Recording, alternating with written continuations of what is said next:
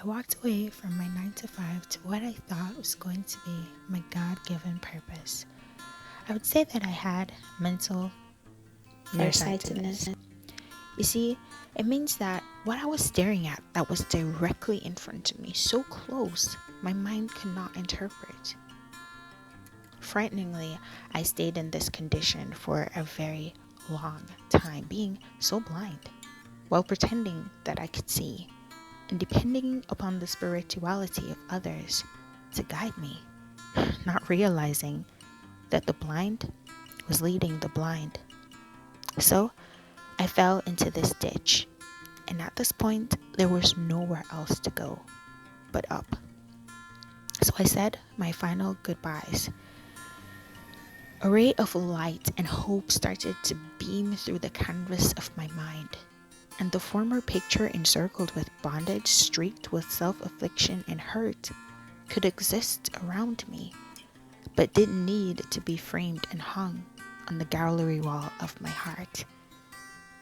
And I started to feel so guilty for being happy and joyous, but somehow I knew it wouldn't last for long. Then COVID happened, and what was supposed to be 2-month vacation turned into 9 months and counting. So I started focusing on 8 things: nutrition, exercise, water, sunshine, temperance, air, rest, and trusting in God. Did you know that you could physically do New Start without ever reaping its full benefits? What do I mean? Here's what I'm talking about. I was physically in France, however, mentally still trapped in Jamaica, with all the perils and wonders that I had been focusing on for such a long time. And so soon, a couple weeks after practicing New Start, I relapsed into a long phase of sadness and depression. And the reason for that is that I kept going back to an environment where I was stagnant, not realizing that if God recommends where I am currently, then that was where I needed to grow.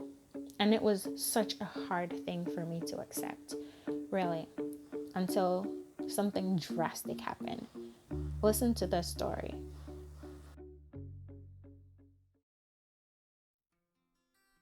I'm pretty sure you can imagine that having only packed for 2 months but spending over two comes with a lot of complications, which lands me going to the dry cleaners ever so often. But this trip to the dry cleaners was a lot different than the other ones that I've made before, and somehow this one was about to change my entire life.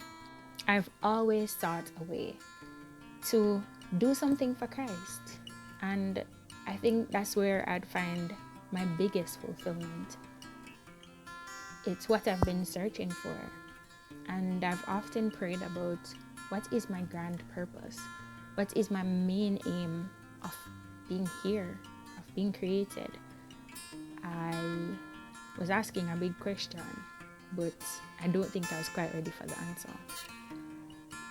I stepped through the doors of my apartment like I usually do to get to the laundromat, and today was no different. I came outside, and all of a sudden, I don't know, for some reason, I heard footsteps behind me more vividly than I could ever remember. While walking to the dry cleaners, I usually just mind my own business. But the footsteps caught my attention, and shortly after that, I hear the voice of a man saying, "Mashahi, Mashahi." And before he could say it a second time, I decided in my head long time ago, only in 2 seconds perhaps, that he couldn't be talking to me and there must be a lady behind him or beside him. So I kept on walking. And when he said it again, I still told myself that it wasn't me. For sure, the footsteps got louder, And by the time this gentleman caught up with me, he literally just stared me in the face and threw something in my bag. And when I looked down and saw what it was, all I could look up and say to him was, "Merci." You see, something had fallen out of my bag. And the reason the gentleman was saying "Merci" was to get my attention, to maybe come back and pick it up. But I well decided that I wasn't going to do that. Why? Because I didn't want to be embarrassed. You see, I don't know if you've ever experienced turning around and somebody's not calling you, but I sure have. And I've been embarrassed all the times. And so I decided I wasn't going to look back. However, I imagine that he now has to pick it up because I decided that I wasn't going to look in his direction. And trust me, how skeptical I am about stuff like this, I would have loved if I had looked back and just taken it up by myself.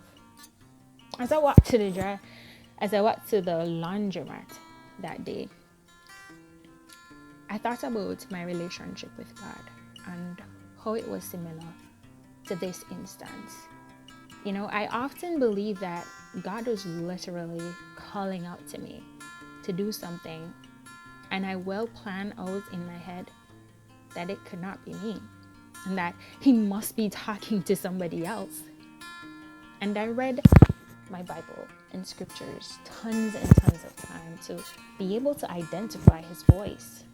But yet still, I continued on my journey. And I thought about the life of Jochebed and how her experience was so different from mine. You see, in Exodus chapter 1 and 2, it talks about the Pharaoh and what he was doing at the time. He was using the river to drown the babies. And Jochebed, in order to save her baby, placed him in this very same river. And it's really funny that what the enemy intended for evil, that God somehow used it for good. And I was afraid that I was nothing like Jochebed. I was more of a Jacob, running away from home, having to spend an awfully long time working very hard, but only having to return to the very thing he ran from to do the right thing, reconcile with his brother. And the 20 years, I believe, that he spent in Laban, his uncle's house, was an experience that prepared him to face Esau. However, I don't want to be like Jacob, because he didn't leave without a limp. And if God should really touch me, I would shrink. And so he spoke to me through that gentleman that day. And I decided from then on that I would choose to be embarrassed if he's directing me to do something, rather than wait to face whatever it was that he was trying to get my attention to. There are so many lessons to learn, and maybe the Lord has a wealth of experiences for us to gain if only we would change our mindset. I needed to stop talking myself out of doing what God was obviously leading me to do. And so this journey is one with a lot of potholes, but I hope that my testimonies will help to strengthen you. If this story has been really inspiring to you, don't forget to share. And if you don't want to miss the next one, please remember to subscribe and turn on your notifications. Let's just say this one has something to do with Paris. And if you love seeing my travel videos, let me know in the comments below, and remember to leave a thumbs up. See you next time.